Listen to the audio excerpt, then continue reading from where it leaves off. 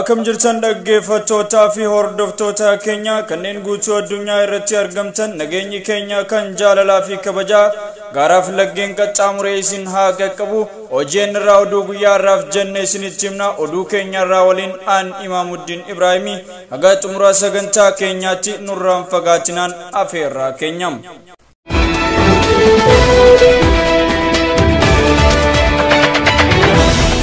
Godina Qeellam Wallaggaa Naanfelloo ganda Shabel jedhamtu keessatti sababa rakkoo nageenyaatiin kanneen baqatanii naannoo Gaambeellaa jiran rakkoo hamtuutu harkaanu qabaa jedhan.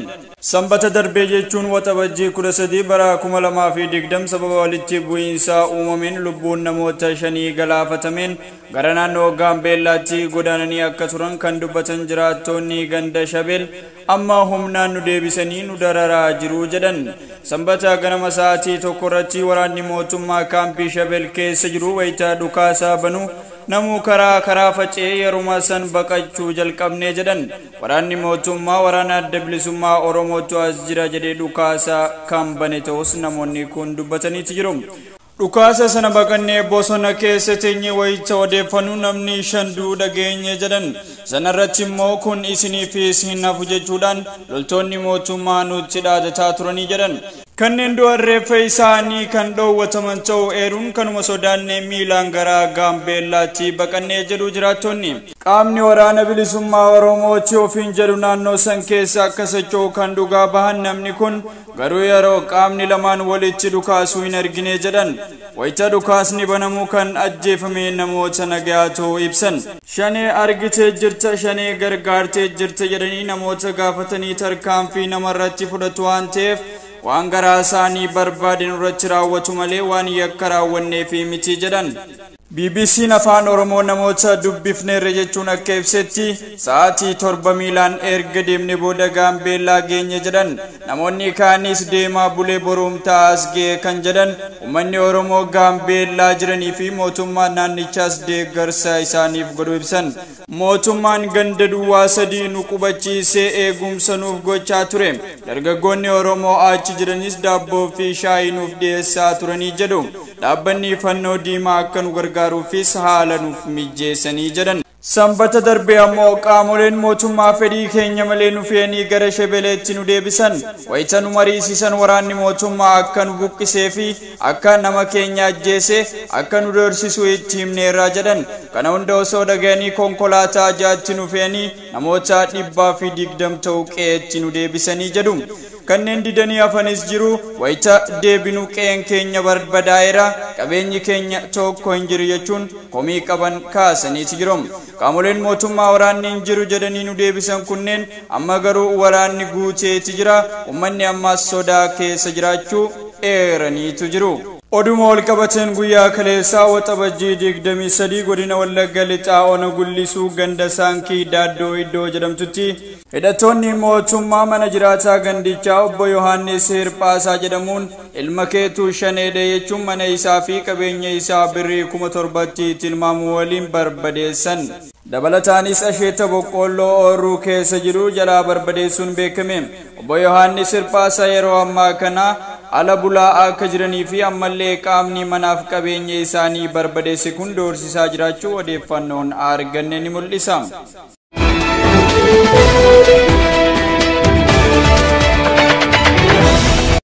Godina Harargee Lixaa Aanaa Burqaa Diimtuu Araddaa Caffee Dakaraa Baallitti Dirree Haroorsaa iddoo jedhamtutti waxabajjii 15 bara 2012 rooba hamaa bubbee fi cabbii dabalatee roobeen qabeenya ooyiruu lafa hektaara 854 irra jiru qonnaan bultoota kanneen jalaa lolaa roobaa kanaan barbadaa'uu jiraattonni dubbatan.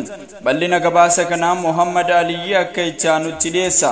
Godina Harargee Lixaa Aanaa Burqaa Diimtuutti Araddaa Caffee Dakaraa Baallitti Dirree Haroorsaa keessatti gaafa guyyaa 15 baatii 10 bara 2012 halkan sa'aatii 3 rooba cabbii makatee roobeen ooyiruu lafa hektaara 854 irra qonnaan bultoota irraa mancaaseera. Rooba cimaa halkan keessaa sa'aatii 3 roobeen baawarraa dhiiraa 260 dubartoota 4 waliigala abbaa warraa 300 ta'an jalaa boqqolloo fi mishingaa akkasuma barbaree jalaa mancaaseera. Walumaa galatti midhaan faca'ee jiru zoonii lamaan keessatti guutumatti barbadaa'ee jira. Akka gabaasa waajjira dhimmoota kominikeeshinii aanichaatti hawaasni midhaan jalaa mancee akka jedhanitti nuti dhimma midhaan humnaa fi qabeenya keenya itti ifaajaa turreen nu jalaa barbadaa'e waan jiruuf mootummaan deeggarsa nu gochuu qaba jedhanii jiru. Dabalataanis jimaan hektaara hedduun mancee jiraachuusaa gabaafamee jira. Akkasuma citaa fi mukti illeen osoo hin hafin midhaan irra gahee jira jechuun kan gabaasee waajjira dhimmoota kominikeeshinii itti gaafatamaa waajjira qonnaa qabeenya uumamaa aanaa burqaa diintuu obbo Aliyyi Ahmad hawaasni ooyiruun oomishtoota oomishaan turan jalaa manceef deeggarsa jalqabaa lafa ooyiruu irraa bade sanyii qaama dhimma ilaaluu irraa dhiyeessuun akka irra deebi'een facaafatan ni hojjanna jedhan. Hawaasni abdii akka hin kutanneef deeggarsa barbaachisu akka godhan gabaafamee jira. Gabaasa kan waajjira dhimmoota kominikeeshinii aanaa burqaa diintuu.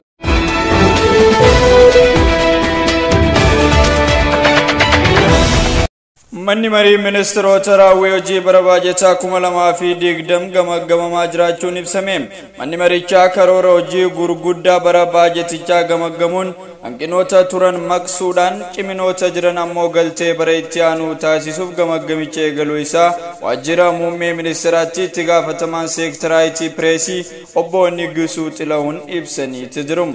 Raawwiin hojii waggaa manneen hojii ministeerota damee hawaasummaa gamaggamamaa jiraas jedhan.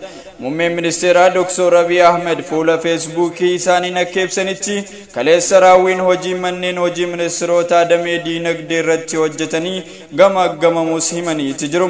Guyyaa har'aa ammoo manneen hojii ministeerota damee hawaasummaa irratti bobba'anii raawwii isaanii dhiyeessaa jiraachuu ibsaniiti jiru. Karoorri hiixataan waggaa kurnan dhufanii qophaa'uu kan ibsan obbo Nigusuun karoorri waggaa 5 xumuramuun gara hojiitti galuu qophii irra jiraachuu isaanii dubbataniiti jiru. Manni marichaa guyyaa kaleessaa raawwii manneen hojii damee diinagdee 9 gamaggamuu eegaluu isaatis ibsaniiti jiru. Gamaggamichis raawwii hojii gurguddoo rakkoolee turan muuxannoo gaarii argamanii fi kallattii hojii gara fuulduraatti kan xiyyeeffatedha jedhan. Manni marii ministeerota har'a raawwii hojii manneen hojii ministeerota 11ffaa fi dhaabbilee waamamtoota gamaggamuun kallattii hojii kaa'uu itti gaafatamaan seektara IT waajjira muummee ministeeraa obbo Nigisuu Xilahun ibsaniiti jiru.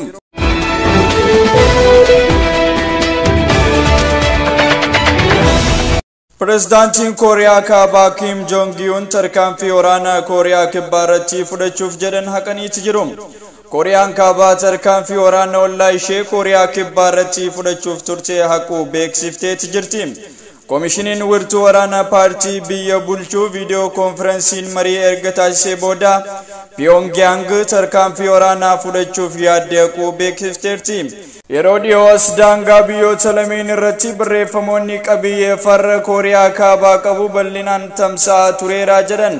Pyongyangin gochaan kun waliigaltee biyyoota lameenii kan cabsee fi kabaja biyyaalessa koo kan tuqu jechuun komatteeti jirti.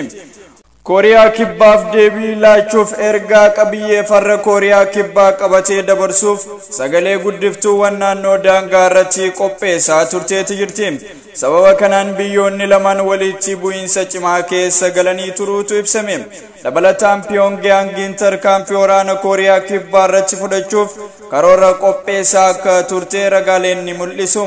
Yeroo ammaa garuu komishiniin wirtuu waraanaa haala jiru yaada keessa galchuun tarkaanfii fudhachuurraa of qusachuu isaa ibseeti jira. Haaluma kanaan sagalee guddiftuuwwan naannoo daangaa irratti qopheessitee turtes kaasuuf waliigaltee irra ga'uu ishee ibsameeti jira. Egaan dhaggeeffattootaa fi hordoftoota keenya kabajamoo kanneen guutuu addunyaatti argamtan OJN irraa oduu fi odeeffannoon guyyaa har'aaf jennee kan haga ammaatti nu faana turtan kana fakkaata. Odeeffannoo isinitti himuun kan isin waliin ture an Imaamuddin Ibraahimii odeeffannoo biraatiin yeroo biraa haga walitti deebinutti yeroo gaarii qabaadha.